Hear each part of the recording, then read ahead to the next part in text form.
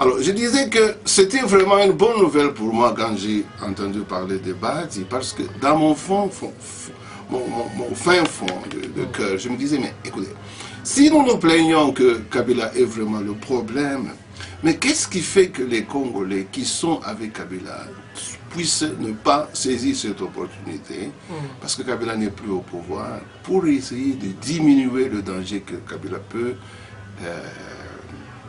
représenter en diminuant son poids politique. Parce que la plupart de ces gens qu'on a vus dans la queue à Kingaka, ce sont des Congolais. Est-ce que ce Congolais n'écoute pas les lamentations, les plaintes de leurs frères pour dire, bon écoutez, même si Kabila, cette fois-ci, il a quand même permis cette transition, mais soyons prudents, il faut être mieux vaut prévenir que guérir.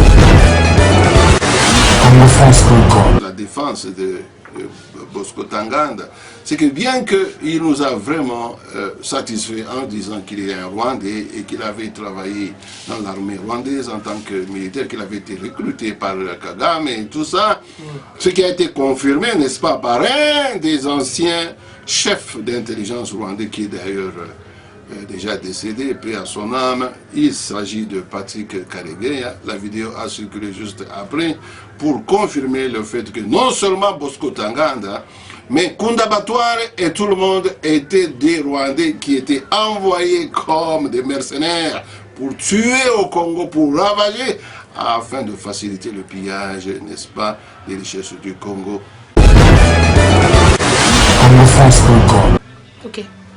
Merci beaucoup mesdames, demoiselles et messieurs, chers amis fidèles téléspectateurs de la 3xw.congofrance.com. Merci Pascal Zanombo en train de nous suivre à travers Le Monde. C'est votre émission To Solola Pona Congo, présentée par votre humble serviteur Yannick Wenge Motola Bonzambe. Ça c'est votre émission, une émission de divertissement, l'émission qui vous permet à découvrir de vrais Congolais, des analystes congolais vivant ici en Afrique du Sud. Aujourd'hui, j'ai un grand plaisir de recevoir pour vous le président Bruno Kantumpa, président du mouvement Congo Paradis. Avec lui, on va parler sur tout ce qui se passe au Congo, sur l'actualité, sauf rien. Suivez et on se retrouve tout juste après. Bonjour, président Bruno. Bonjour Yannick. Comment vous allez et bienvenue à cette émission. Merci de me recevoir. Ok, merci beaucoup président. Première question, qu'est-ce que vous pensez par rapport, il y a 5 jours, il y a Kabila, président Félix Tshisekedi, il y a un projet, et tant que vous êtes le président du mouvement Congo Paradis, qu'est-ce que vous pensez? Yannick, je pense que, Bissono Chotolandaki, on a suivi la visite sur les chantiers des sauts de moutons, c'est ça, à Kinshasa. Le président Félix a été rendre visite à un de ces chantiers et j'ai vu qu'il y a eu des commentaires qui ont donné les raisons pour lesquelles certains de ces travaux étaient en retard. Apparemment 40% des travaux ont déjà été accomplis, ce qui est une bonne chose, comme l'idée aussi en général les sauts de moutons, c'est une idée qui va aider à décongestionner la ville de Kinshasa, qui, à mon avis, est vraiment comme une prison, une labyrinthe, où pour circuler, il est presque impossible. On est comme dans un trou où on ne sait pas sortir.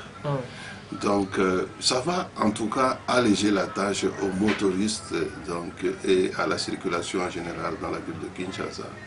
Mais moi je souhaiterais ne pas vraiment voir les choses selon l'actualité, mais je voulais projeter une analyse en essayant de brosser un tableau général sur la situation économique et le développement de notre pays, particulièrement avec l'image de Kinshasa.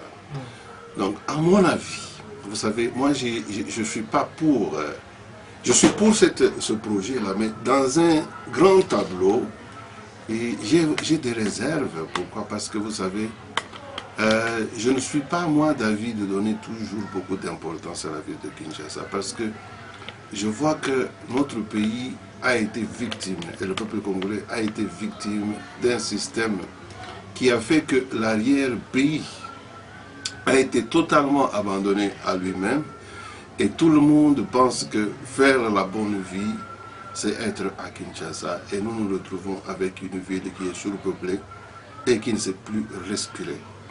Et dans cette approche-là, je trouve que bon, se concentrer sur les sauts de moutons, c'est dans un court terme, c'est bien, mais dans un long terme, pour l'avenir de notre pays, il faudra des solutions durables et des solutions vraiment stratégiques. Je pense que pour moi, il est grand temps de penser à avoir une autre capitale dans notre pays.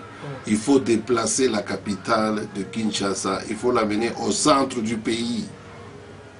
Parce que nous avons comme conséquence, avec cette capitale qui est restée, depuis l'époque coloniale à Kinshasa, où on avait créé cette capitale, pour faciliter, n'est-ce pas, l'exportation et la gestion du caoutchouc, l'exportation du caoutchouc vers l'extérieur, eh bien, il y a encore cette approche coloniale qui est attachée à la ville de Kinshasa, où les gens abandonnent tout le pays et ils pensent que la vie commence à partir de Kinshasa et termine en Belgique.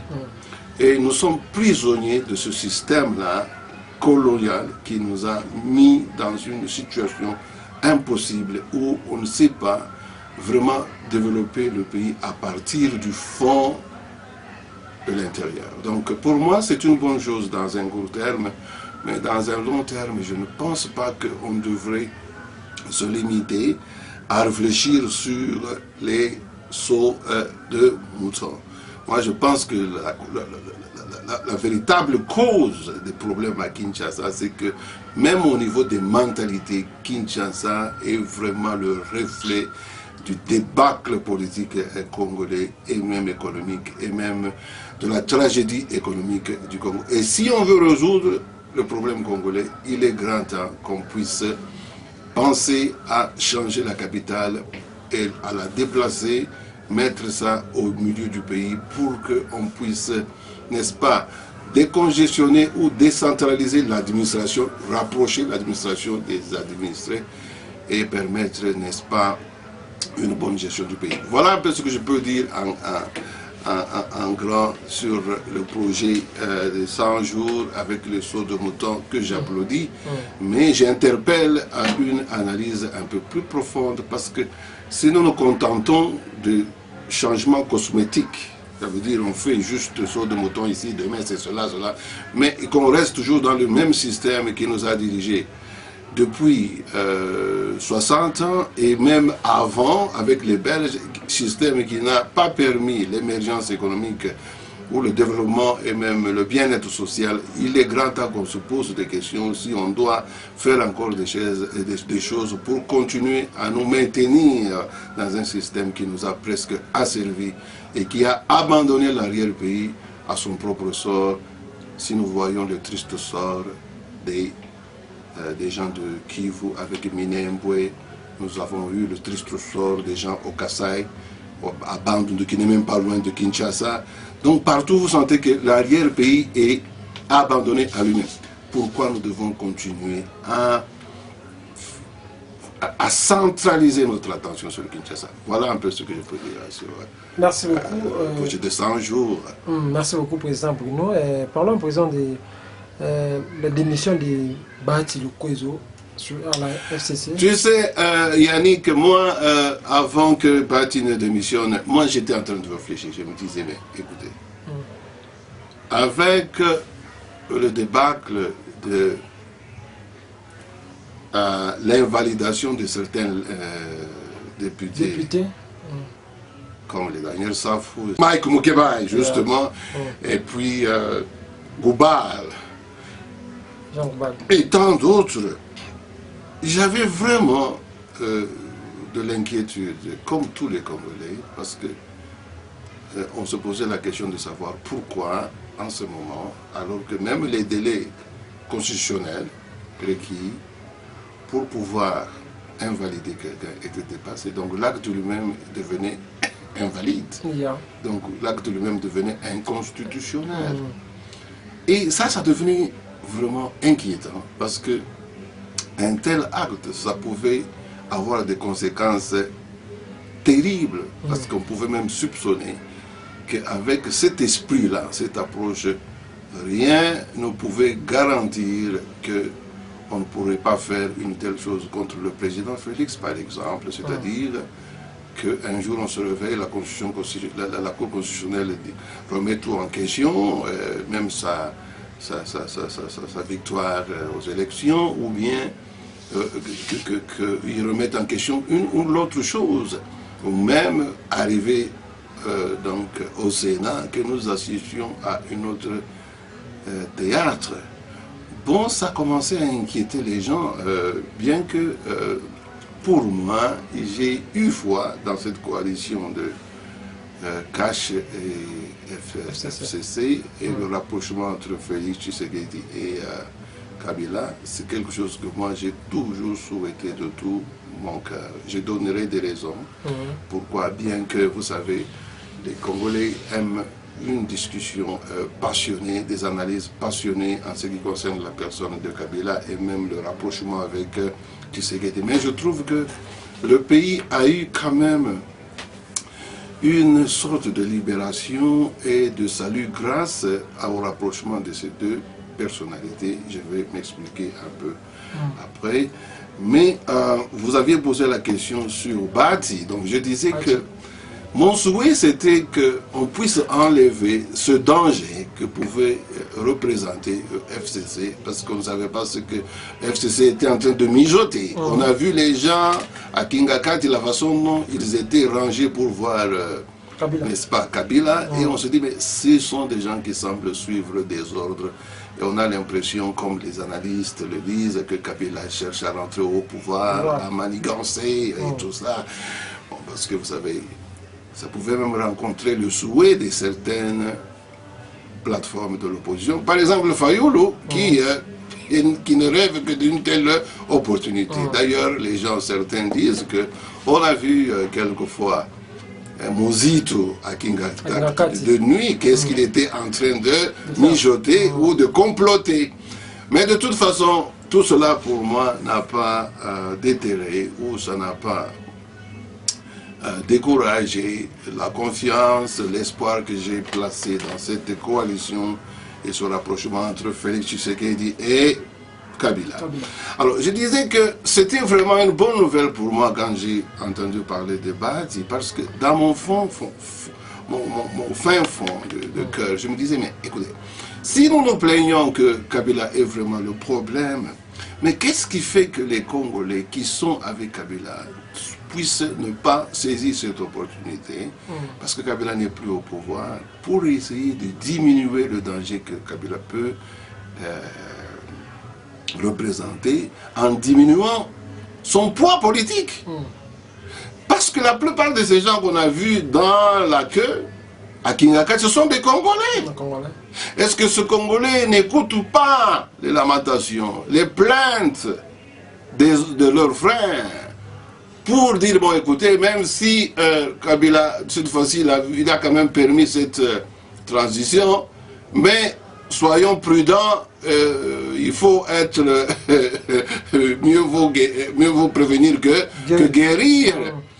Il faut vraiment mettre des garde-fous et empêcher à ce que Kabila accumule des pouvoirs qui peuvent, n'est-ce pas, le tenter à poser un tel acte. Alors je me disais, mais où sont les Congolais pour voir l'importance de créer une sorte d'équilibre entre FCC et CACH. Pour moi, ce dont il est question ici, c'est de créer l'équilibre parce que une majorité de FCC, vous comprenez, parce qu'ils viennent du pouvoir, on ne sait pas, la soif de pouvoir, tel qu'on peut le voir, comment ils ont jonglé pour avoir la majorité dans les gouvernorats, avoir la majorité dans les élections législatives. D'ailleurs, tout le monde soupçonne vraiment de grandes tricheries. Alors nous savons que ces gens, si ce n'est pas Kabila lui-même, mais son entourage, ils ont soif de continuer à gérer ou à contrôler le pouvoir. Alors, moi, je pense qu'il est grand temps qu'on puisse équilibrer les forces et empêcher qu'une telle tentative puisse avoir lieu. Alors, voilà, à ma prière, j'ai vu Bahati surgir, ce que je n'ai fait que applaudir, pas parce que je suis contre vraiment FCC comme tel, parce que je disais ici que moi je suis pour la coalition FCC et Cash, mais je suis pour qu'il y ait l'équilibre des forces, pour que l'un ou l'autre ne soit pas tenté de faire quelque chose qui va nous ramener dans une crise, et n'est-ce pas, détruire cette coalition et cette alliance, parce que nous savons que chez nous au Congo, depuis les années 1960, nous avions eu la crise avec Kasavubu qui avait limogé Lumumba, il avait limogé Tshombe, il avait limogé successivement ses premiers ministres. Ça nous avait amené à la crise où il y a eu un coup d'État avec Mobutu qui a géré le pays pendant plus de 30 ans. Donc, maintenant, nous avons une transition démocratique, peu importe la nature et les conditions dans lesquelles ça s'est passé, mais je pense qu'il y a lieu pour nous les Congolais de sauver cette première transition, de faire tout pour qu'elle puisse réussir, pour qu'elle ne puisse pas aboutir à une crise comme celle qu'on avait connue en 60, ou une crise comme celle qu'on a connue avec Mobutu en 1990 et 1992, avant l'entrée de Abdel et de RCD. Peuple congolais, réveillons-nous, faisons tout pour mettre fin à ce démon, à cette malédiction de crise qui n'ont pas été pour le bien de notre beau et cher pays. Donc voilà, ce que je disais de Bahati. Maintenant, il y a la guerre, parce que est-ce que c'est Bahati qui va passer au Sénat? C'est Tambwe Mwamba qui est le candidat de FCC. Donc, écoutez, il y a le dédoublement des partis ici, parce que Bahati, qui est le président de AFDC, je crois c'est ça, il a pris un bon nombre de ses membres, des membres de son parti, de sa plateforme avec lui, ce qui va vraiment remettre en question les rapports de force tels que souhaités, en tout cas par moi et par beaucoup de gens. Parce que ce n'est pas parce qu'on veut démoniser ou mettre hors d'état de nuire FCC, mais il faut pour le triomphe de la démocratie qui est l'équilibre des forces. Donc je disais, qui de Tambwe Mwamba et de Bahati sera gagnant au Sénat? Le temps va nous le dire, mais au moins nous savons ici que le rapport de force n'est plus le même. Donc je ne pense pas que FCC pourra se permettre de faire n'importe quoi, comme on a vu le cas de l'invalidation des députés qui est déjà élu en bonne et due forme, qui n'aurait pas à tenter le diable en cherchant, n'est-ce pas, à faire un mauvais jeu contre Félix Tshisekedi. Ce qui est dans la tête de beaucoup de gens, et même le souhait, même, je peux dire, de certains leaders de la Mouka. Alors que nous voyons que parmi la Mouka, il y a des gens qui veulent approcher Tshisekedi, travailler avec lui, mais d'autres ne jurent que sur la fin des jours de Félix au palais du peuple ou au palais de la nation. En tout cas, ce n'est pas mon souhait. Moi, je souhaite bonne chance et je soutiens Félix Tshisekedi et je soutiens l'alliance entre Cash et FCC. Je soutiens l'équilibre des forces. Merci beaucoup, Président Parlant, président de Bosco Tangana, à la CPI, d'avoir annoncé le nom de Joseph Kabila.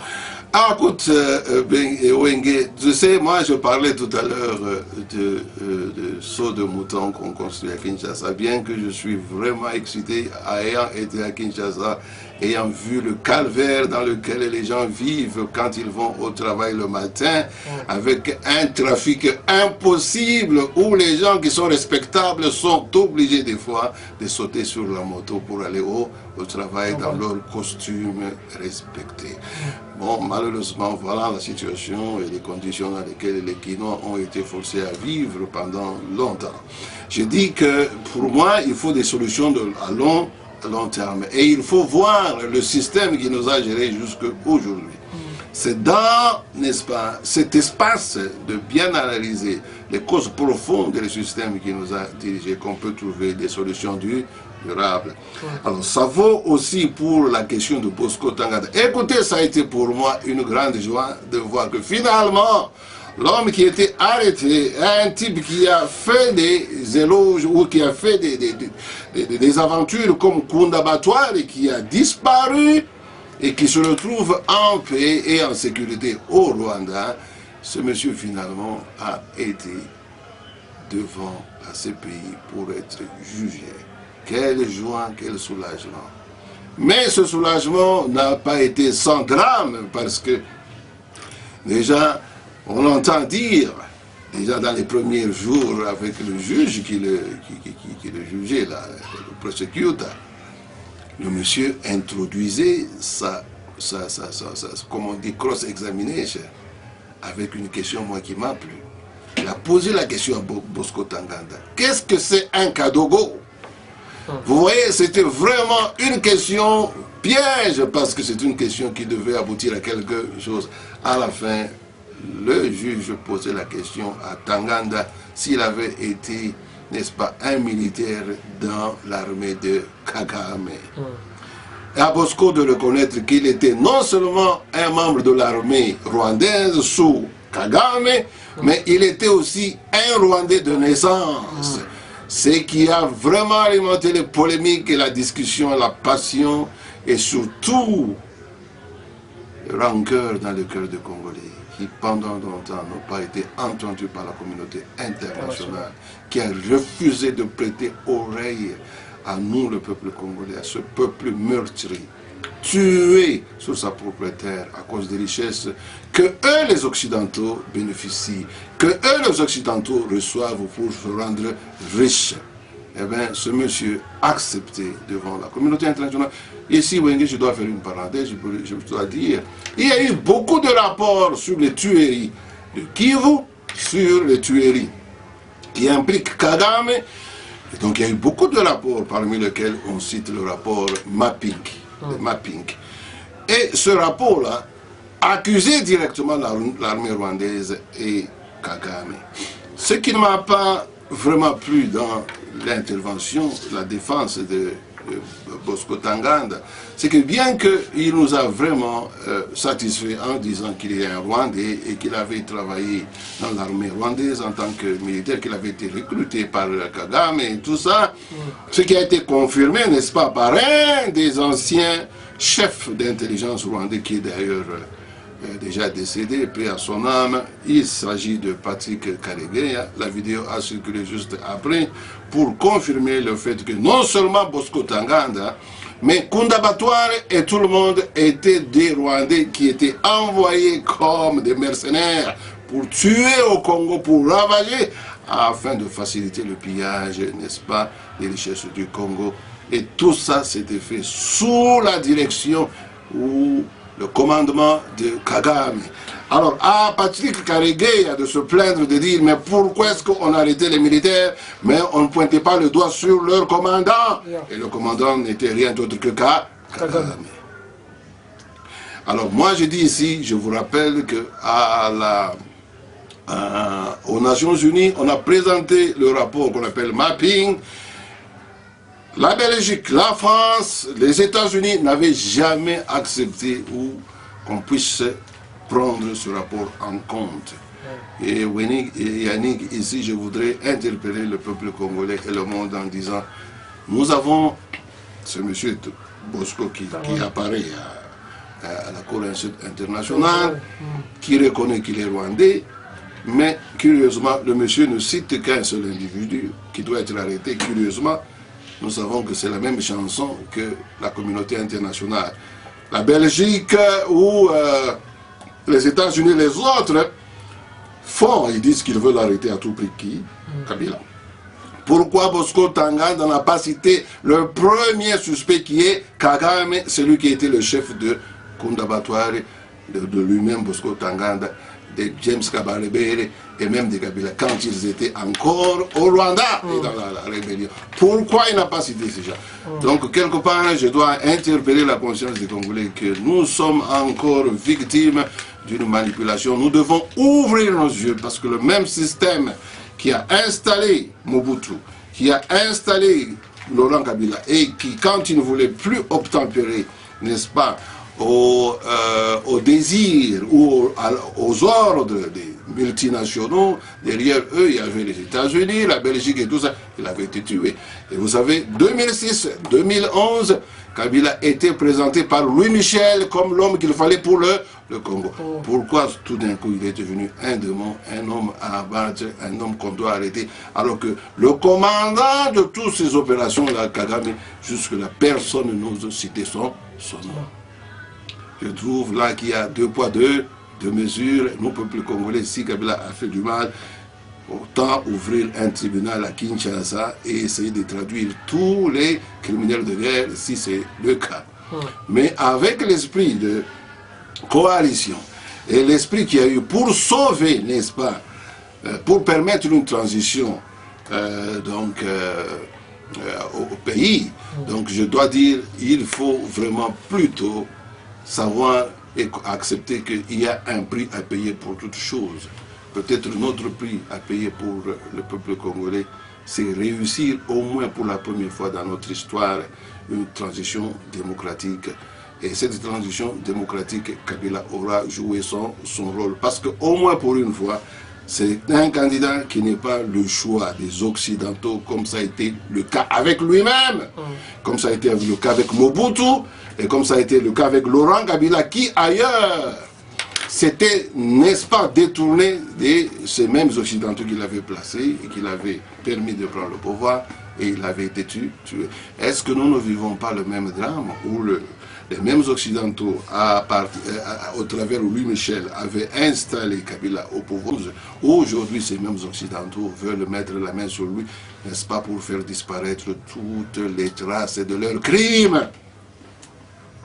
Donc, peuple congolais, moi, je suis pour vraiment un renforcement de la coalition et de l'approchement entre FCC et Kaché, parce que notre salut en tant que Congolais et notre libération par rapport à un système qui nous a contrôlés, qui nous a empêchés vraiment de jouir de nos richesses, et donc notre salut vraiment en dépend. Donc voilà, Yannick Wengue, ce que je peux dire en bref. Tu m'avais posé la question sur Badi ou Bosco Tanganda. Mais en parenthèse aussi, je voulais parler du sort de nos frères au Kivu et à Minembwe. L'histoire de Minembwe fait vraiment couler beaucoup d'encre. Je dis que vraiment, toutes mes pensées de compassion vers nos frères de Minembwe et vers nos frères de Kivu, où ils ont été soumis à des crimes ou à l'insécurité vraiment pendant de longues années. Vous savez, il y a eu une attaque. Notre armée avait pu lancer une offensive il y a 2 semaines et on a vu dans les réseaux sociaux des photos et des gens qui paraissent être des Rwandais qui ont été tués au Kivu. Mais à côté de cela, c'est là où le drame se pose avec le peuple congolais. Bien que notre armée a fait cette histoire, ils ont pu vraiment, avec leurs efforts, maîtriser des éléments de rebelles rwandais dans ce secteur-là. Bon, malheureusement, vous savez, il y a eu non seulement un appel vers les rebelles qui étaient à Minembwe, mais il y a eu un rappel en général à tous les mouvements de rébellion. C'était d'ailleurs, certains se sont rendus pour qu'ils puissent déposer les armes, qu'on puisse pacifier cette partie de notre pays. Je pense que cet appel doit être le même pour les Maïmaï que pour les Rwandais qui semblent, n'est-ce pas, prendre les armes et défendre Minembwe. Minembwe n'est pas une partie du Rwanda, Minembwe c'est une partie du Congo. Tout Rwandais qui se sent être devenu Congolais, il doit être protégé et défendu par l'armée congolaise.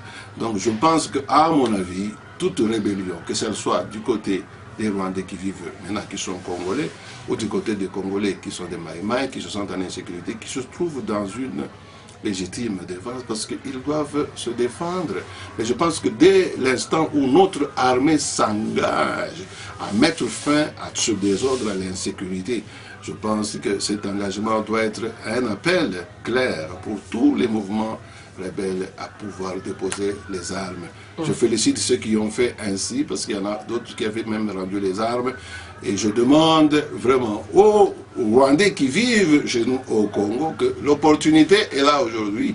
Parce que si nous dépassons certaines limites, il ne sera pas possible de corriger les erreurs qu'ils ont commises avant. Donc il est grand temps que nous puissions pacifier ces parties de notre pays, qu'on puisse mettre fin à toute forme de rébellion et que notre armée puisse être la seule force qui contrôle et qui sécurise les Congolais de toute tendance, de toute tribu, de toute ethnie qui sont reconnus dans notre pays. Oui.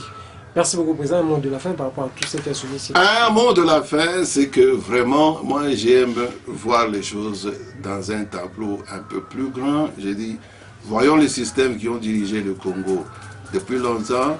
Quand nous parlons de développement et l'élan de développement, le changement avec Félix, le président Félix, j'interpelle tous ceux qui travaillent avec le président Félix à voir le tableau, à dire il faut des changements qui changent le pays de manière profonde. Et moi, je suis parmi les gens qui pensent qu'il est grand temps qu'on puisse avoir une autre capitale pour donner la chance au pays de sortir de ce blocage-là et de cette aliénation. Ça, c'est mon avis. Je vois que tu bouges ta tête, Wenge.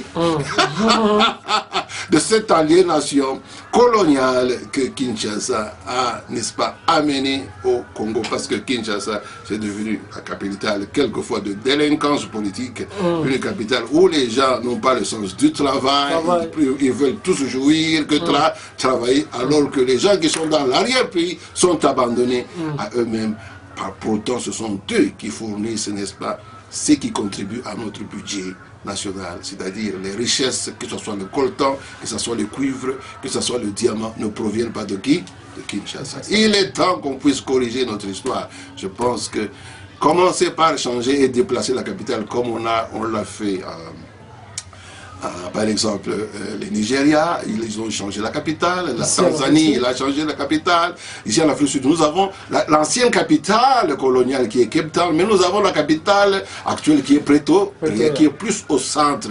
Donc c'est vraiment logique qu'il faut penser à ça. Ça serait vraiment une utopie en croyant que vraiment, si on se concentrait seulement à développer les routes à Kinshasa, on va changer le plus grand problème au Congo qui est le bien-être social partout, le partage et le bien-être de nos richesses. Je pense qu'il est grand temps qu'on puisse changer et sortir de ce trou. Merci. Merci beaucoup, Président. Merci beaucoup, mesdames, mesdemoiselles et messieurs. Nous sommes arrivés à la fin de cette émission. Merci beaucoup à tout le monde qui a suivi cette émission. Là, c'était le président Bruno Katupa, le président du mouvement Congo Paradis, chers mes fidèles téléspectateurs. Merci beaucoup, les boss. Je suis Didi Pouma. Merci beaucoup à tout le monde qui a suivi cette émission. D'ici là, portez-vous bien avec l'espoir de vous retrouver au prochain numéro. Ciao.